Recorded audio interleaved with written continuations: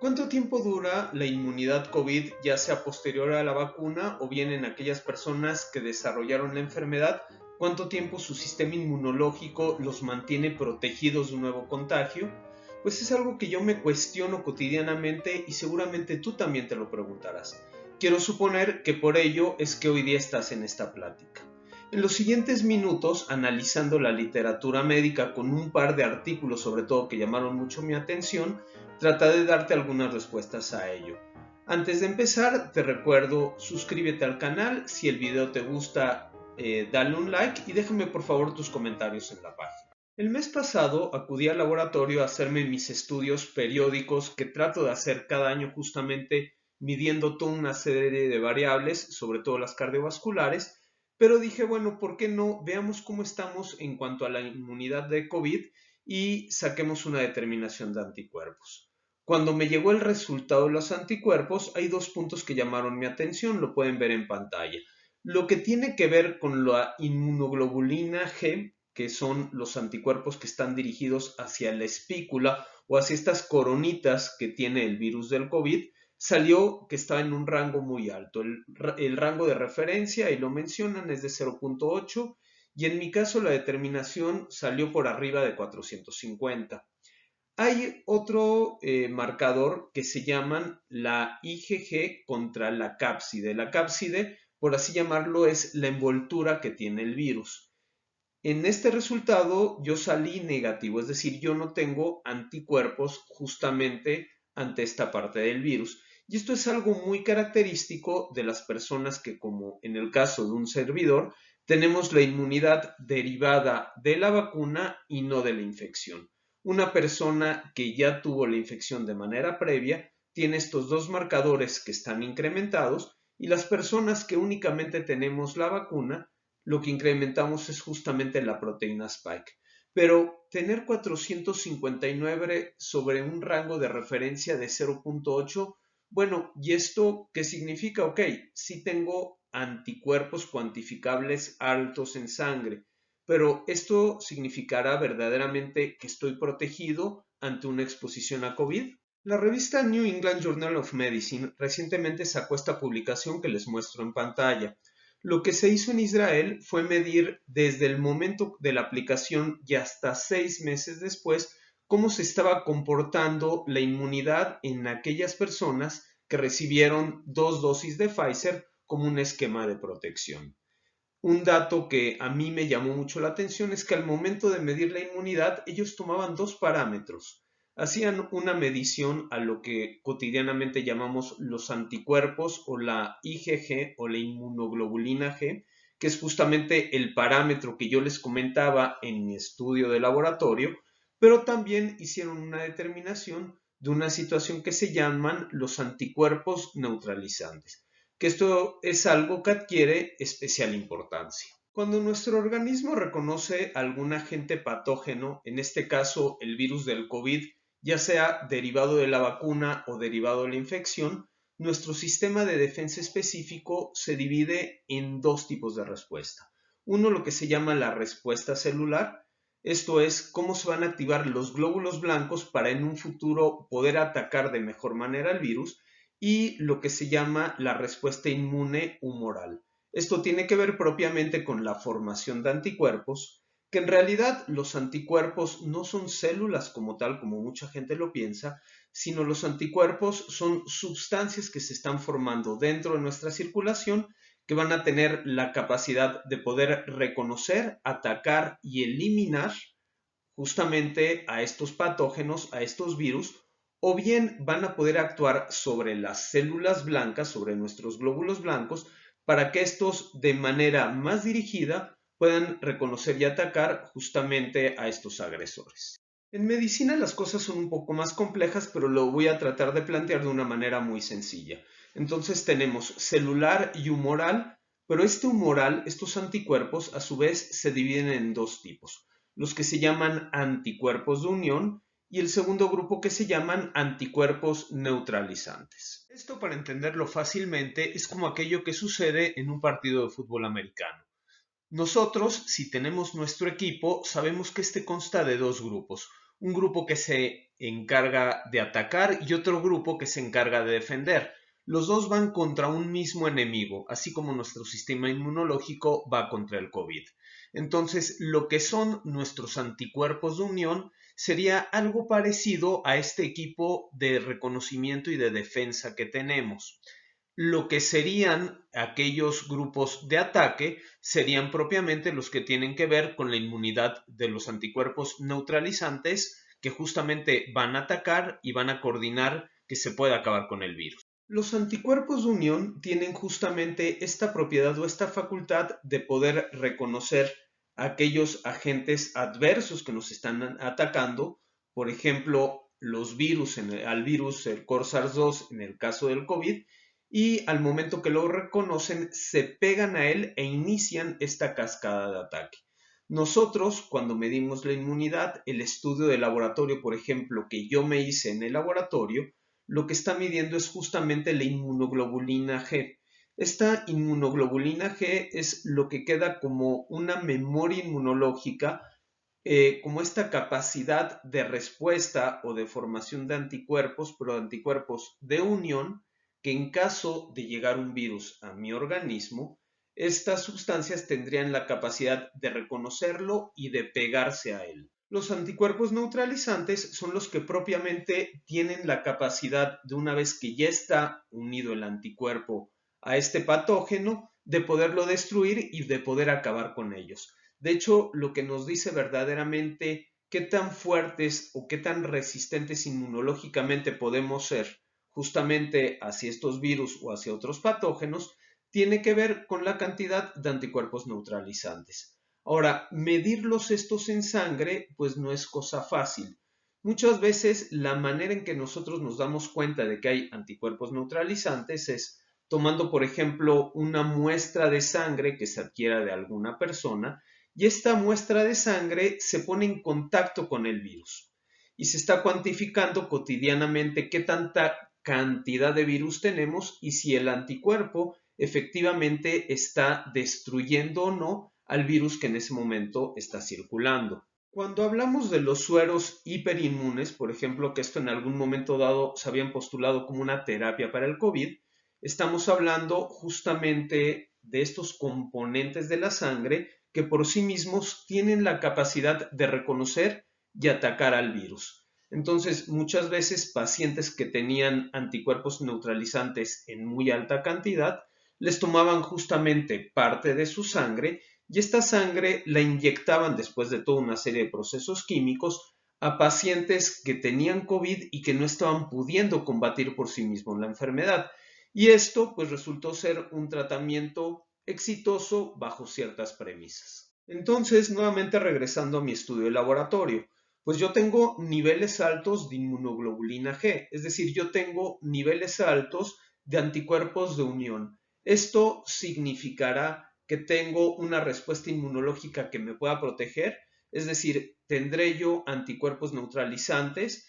Esta determinación lamentablemente es muy cara, muy sofisticada y hasta donde yo sé, en México en muy pocos lugares se está haciendo.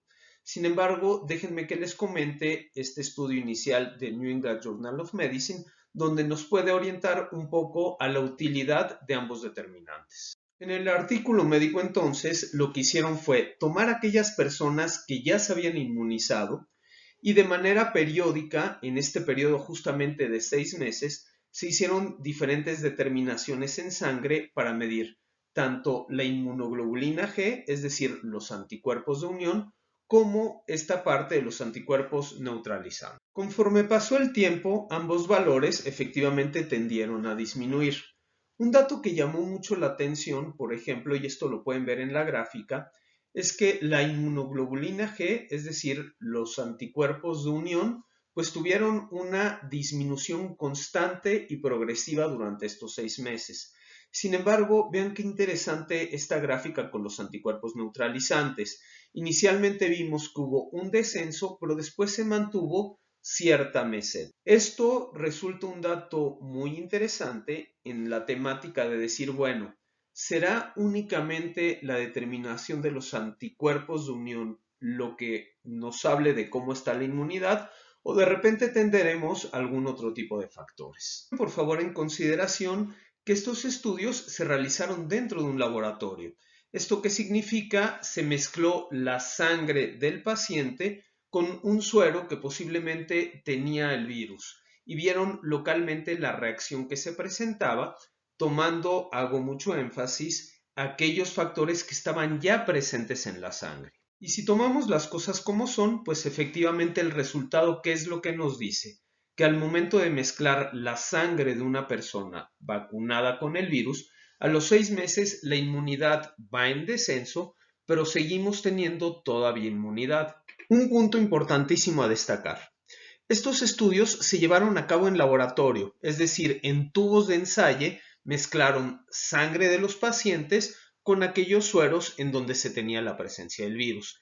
Sin embargo, dentro del organismo las cosas son diferentes. ¿Por qué? Porque nosotros podemos tener un nivel muy bajo de anticuerpos, sin embargo, en el momento en que el virus ingresa al organismo, nuestra memoria inmunológica tiene muchos mecanismos para poder tener un reconocimiento y en ese momento echar a andar justamente toda esta maquinaria para formar anticuerpos. Y eso es algo que hoy por hoy no se está midiendo en los estudios de laboratorio.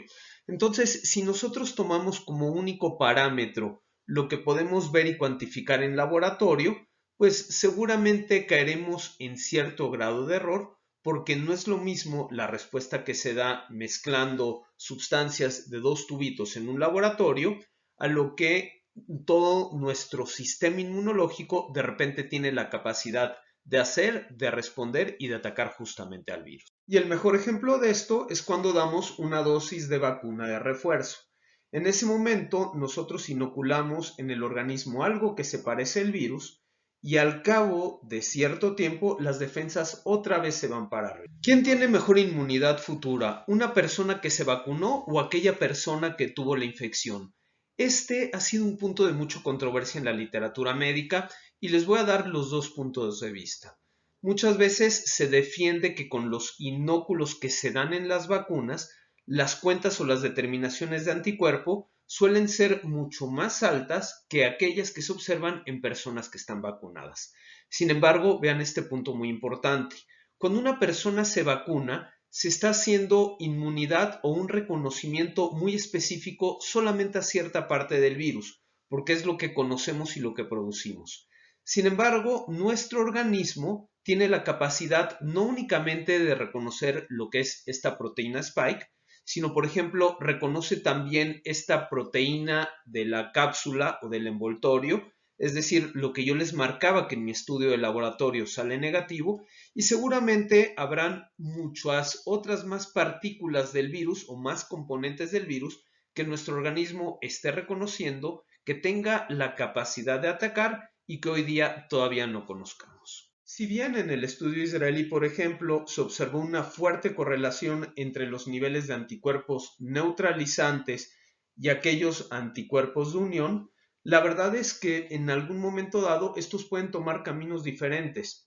Por ejemplo, vean ustedes, los pacientes que tienen una inmunosupresión, es decir, que tienen algún problema inmunológico, que están tomando crónicamente derivados de cortisona, inmunomoduladores, como el metotrexate, que pueden ser medicamentos para lupus, para artritis reumatoidea, etcétera. ¿Qué es lo que vamos a ver?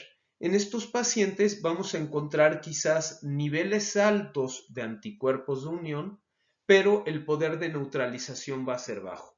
Por eso es que en ellos está plenamente justificada el sí colocar una tercera dosis o una dosis de refuerzo. Entonces, a los 6 meses seguimos teniendo todavía defensa contra el virus. Esta defensa va siendo cada vez menor.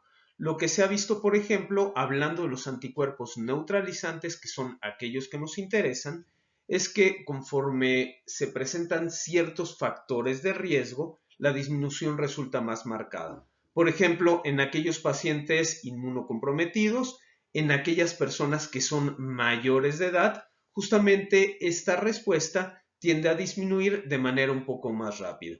Por eso es que en algunos lugares se empieza a sugerir una tercera dosis justamente para poder reforzar esta respuesta inmune. Una postura personal que les voy a externar es: yo considero que una tercera dosis de vacuna, adelante, totalmente indicado en aquellos pacientes que están con datos de inmunosupresión, aquellos que están tomando inmunomoduladores o bien que tienen algún problema con su sistema inmunológico. Sin embargo, en una persona que no tiene estas comorbilidades, es decir, que no tiene todas estas patologías o todas estas otras enfermedades metiendo ruido, a mí me da la impresión que lo conveniente es esperar hasta que tengamos una vacuna de segunda generación, donde ya, además de estar reconociendo lo que es la proteína Spike derivada del virus original, más bien puede estar reconociendo a la proteína Spike, ya sea de las variantes o bien algunos de los otros determinantes antigénicos, es decir,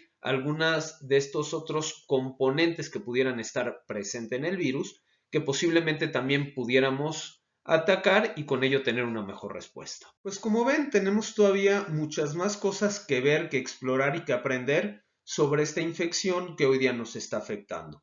Lo que debemos de seguir haciendo es cuidándonos, no bajar la guardia. El cubrebocas de verdad sigue siendo un aditamento que prácticamente tenemos que llevar todos los días en el día a día en nuestras actividades. Esto nos va a proteger a nosotros, esto potencialmente protege también a los demás. Hoy día que además tenemos variantes y que el virus está cambiando, pues no sabemos qué tanto la inmunidad que tengamos creada contra lo que es el virus salvaje, es decir, contra lo que es el virus original, que fue el que se describió en Wuhan, China, a finales del 2019, hoy día no sabemos qué tanto este virus es parecido o ha cambiado en relación a las variantes. Y pudiera así llegar el momento dado en que nuestro sistema inmunológico pues de repente no lo esté reconociendo, o inclusive ya lo había comentado en pláticas previas, que las pruebas diagnósticas pues no estén reconociendo al virus porque justamente tenemos este cambio en la secuencia genética. Cuídense por favor, no bajen la guardia entonces, recuerden suscribirse al canal, si este video les gustó por favor pónganle un like o bien déjenme sus comentarios, de verdad estos son sumamente valiosos, así entiendo un poco las inquietudes justamente de quienes están viendo estos videos y puedo subir información cada vez más relevante. Les mando un cordial saludo, sigamos cuidándonos, hasta la próxima.